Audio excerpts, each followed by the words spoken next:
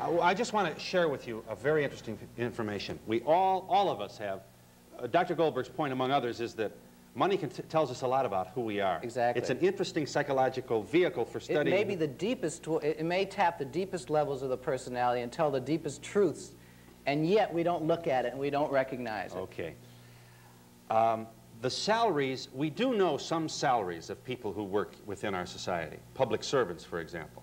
We know how much they make because it's a public record, it's public monies. We ask this audience, how much do United States senators and members of the House make? How much does a United States senator make, and how much does a member of the United States House of Representatives make? 176 people in this audience were polled. 176. There are more than 176 here, but those are all we got to. And we said, just tell us, you don't have to sign your name, just give us the number. How many do you think were correct? 176 adults in this audience. Not one correct answer.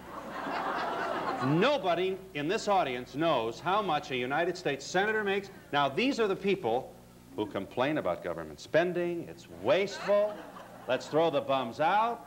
Why do you think that is? Do you have any idea of that?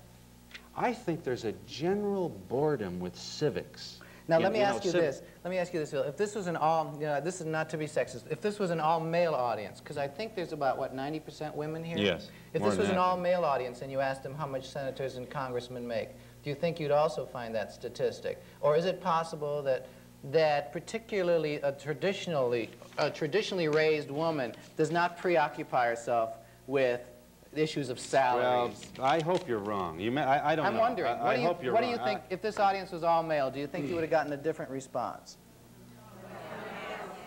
I'm not sure. I'm really not sure.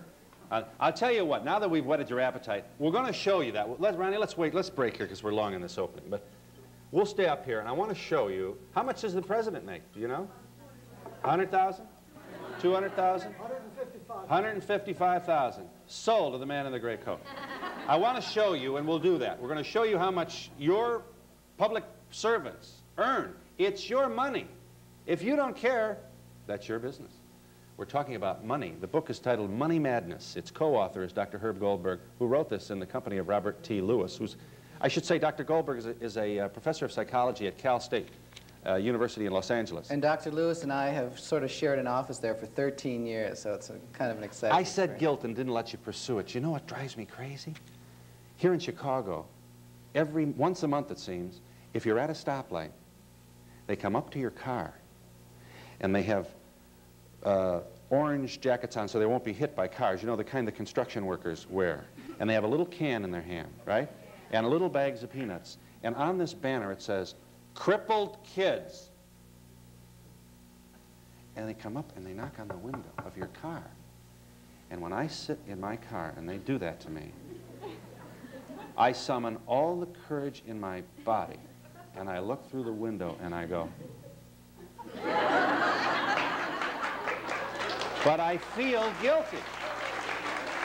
I feel guilty. I can afford to give him $1, $3, $5 is not going to put me in receivership. Do you believe him? Do you believe them when you're doing it?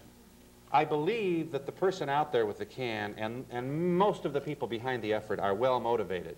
What troubles me is that whether or not a child's disease is researched in this culture should not depend on somebody selling peanuts at stoplights. We don't sell peanuts at stoplights to pay for highways. Exactly. We don't sell peanuts at stoplights to pay for helicopters for war and bombs.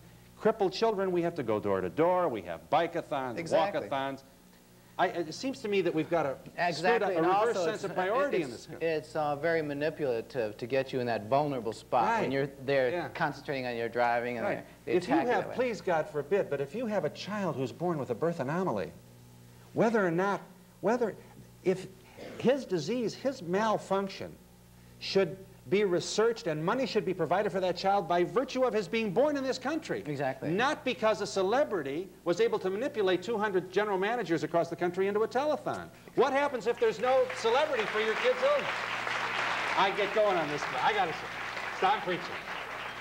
But I'd like to, when we come back, if you're going to break now, to talk about the whole business of guilt and money, because it has a lot of people feel guilty when they spend money on themselves for pleasure. A lot of people feel guilty if they make too much money too fast, and they'll have a tendency to try to get rid of it in some way because they feel out of control. And a lot of it deals with the Protestant ethic, the belief that, you know, you don't deserve your ice cream until you've eaten your spinach.